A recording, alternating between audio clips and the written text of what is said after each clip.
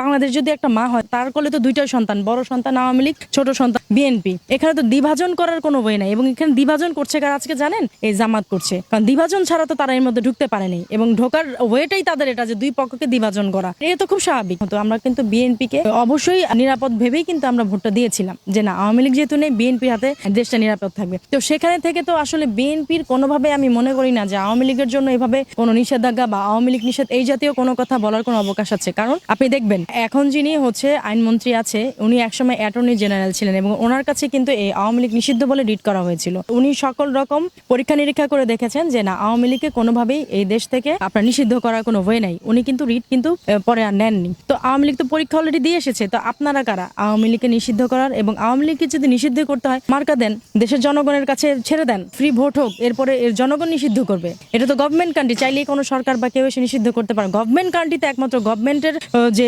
জনগণ, তারাই ক্ষমতা রাখে আওয়ামী লীগকে নিষিদ্ধ করার।